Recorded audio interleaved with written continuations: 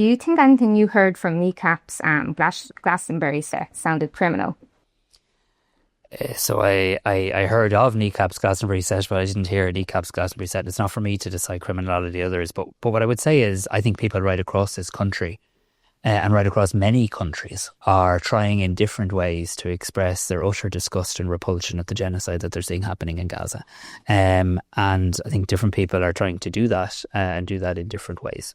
Our focus from a government point of view, from a political point of view, is taking practical actions at a domestic level, noting that still a week on, we're still the only European country that's published any bill on the occupied Palestinian territories. I did ask the opposition last week for their assistance in reaching out to their own political contacts. We need to keep reaching out to ours. It would be useful if other countries were also bringing this forward. I think that would increase leverage. And I genuinely, and I say this in good faith, would ask opposition parties for their assistance. There's some countries with socialist prime ministers and others. It'd be really useful if other countries could help and bring forward legislation too.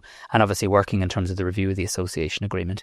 There seems to be some talk again of a ceasefire in Gaza this week. We have to keep the focus on that because we also have to move back to a humanitarian aid distribution system that is a far remove from the horrific situation in place today. Thank you. Can I just say, just on that last point on the occupied, on the settlements bill, I've had a number of inquiries at my level, at European Affairs level, from other countries who I won't name here today, who are interested in what we're doing, and I've looked for information on the bill and we've sent that on to them. So certainly, as the European table, we are seen as to the fore on this issue in terms of support for the people of Gaza, supporting the two-state solution, and we continue to do that work between all of us and government. Thanks, everybody.